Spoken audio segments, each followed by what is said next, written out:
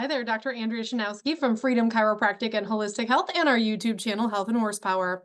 This week, I wanted to talk to you a little bit more about anxiety, specifically concerning kids and teens.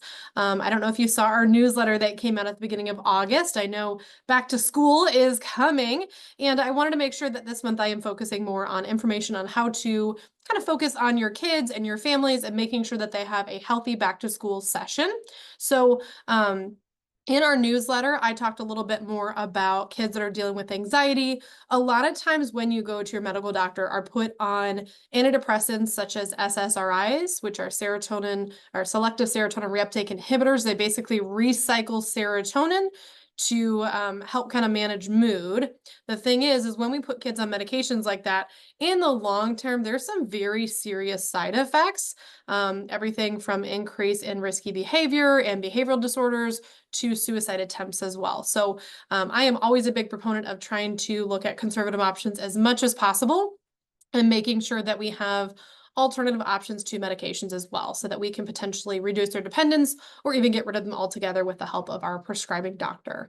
So in that article, I talked a little bit more about the fact that, again, there's side effects of SSRIs and antidepressants, especially in kids.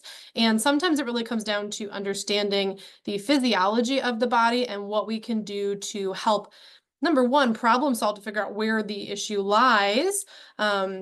A lot of times when it comes to neurotransmitter imbalances that typically contribute to anxiety or depression issues, a lot of times we'll come back to protein deficiency. So a lot of times what I will see is that we have kids that aren't eating the best diet, or potentially they have digestive issues going on where the food that they're eating is not necessarily being digested and we're not getting the proper nutrition from it. So I'm a big proponent of making sure, number one, that kids are getting enough protein. So if you have a kiddo that is under 50 pounds, you want to aim for about 38 grams of protein, which is about, I would say, maybe 2 to 3 handfuls of protein. So a handful is about the size of your palm. So I usually say 2 eggs, 2 tablespoons of peanut butter, a handful of mixed nuts, or about 4 ounces of beef, chicken, and pork.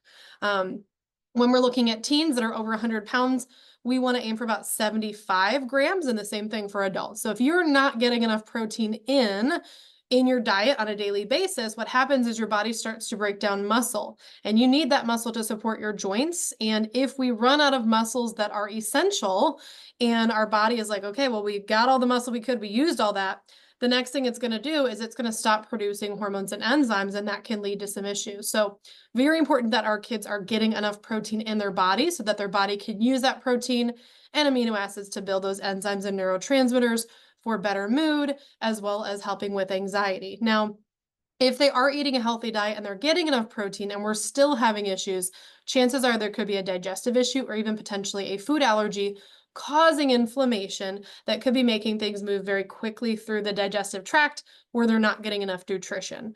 A lot of times what I will do is I will sit down with parents and kiddos, kind of talk a little bit more about what their diet looks like, what their food choices look like, as well as any digestive symptoms that they might be having, or potentially even how their bowel movements are, because depending on the frequency and the color and the texture and all that good stuff, that can give us a little bit more insight as to what's going on, whether things are moving through quickly or if there's so much inflammation that things aren't really moving through the digestive tract.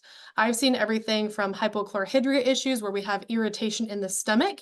That's basically, we're getting irritation in the stomach that can cause stomach pain, but we're also getting issues where the mucin lining that protects our stomach is not quite as thick enough as it should be, and it doesn't produce the right quality of stomach acid. So food a lot of times will sit inside of the stomach and almost like putrefy. So that can release gases, and we can see more frequent burping in those kids. Sometimes we can see stomach pain, or sometimes we can see where they stay full for a very long time because that food's not moving on into the intestines like it should. The other thing too is depending on when symptoms appear. So say, for example, after eating about an hour later is when they start having symptoms. That usually means that we have an issue in the small intestine as that food is pushed out of the stomach onto the next pathway. Your small intestine is where your body is going to be absorbing a lot of nutrition. In that area too, if we have sometimes food proteins that our body's reacting to, what'll happen is the immune system will actually attack those proteins and say, hey, foreign invader. And then we get almost like an allergy response inside of the intestines that causes swelling, that causes bloating, that causes digestive symptoms. So In some cases, we may need to find out what is our body reacting to in the foods that we're eating. Is there a certain protein that we need to address and reduce exposure to help make sure we're getting that under control? And then in some cases, if we're having more issues with irregular bowel movements, whether they're very thin and quick or whether they are larger or harder in shape, size, texture, that can mean that the feces is staying inside of the large intestine too long.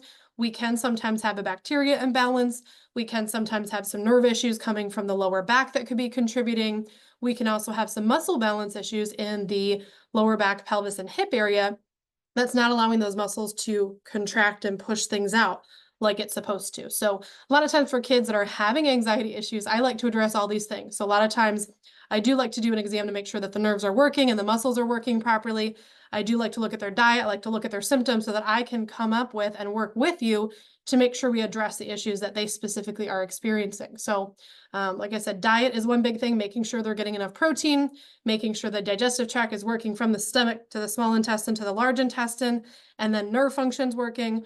In a lot of cases, too, there are some natural options like GABA. We have a chewable GABA that we carry here in the office. Typically, that is going to, it's an inhibitory neurotransmitter, so it actually slows down and kind of depresses some of those anxious neurotransmitters that work us up. So if your kiddo's having a lot of issues with getting worked up, hyped up, amped up, more panic attacks, that can be tremendously helpful to, number one, calm them down to deal with that anxiety, but also helping so that we're not getting into a cycle where it's getting out of control. That can also be utilized with medications as well, with when we work with your doctor, so that we can potentially reduce dependence on those. There are other things like 5-HTP that can be helpful, but if you're on an SSRI or an antidepressant, a lot of times those should not be used at the same time. St. John's wort is another one that's used a lot. However, that should also not be mixed with medication because it can affect how those are absorbed. So, like I said, best thing to do is sit down with me in my office, or we can also do a virtual consultation to find out a little bit more about how we can help you or kiddo and your family to deal with anxiety a holistic way. Hopefully this helped you a little bit today to learn a little bit more about what we do. In the meantime, I hope you guys have a great rest of your day. Have a good day.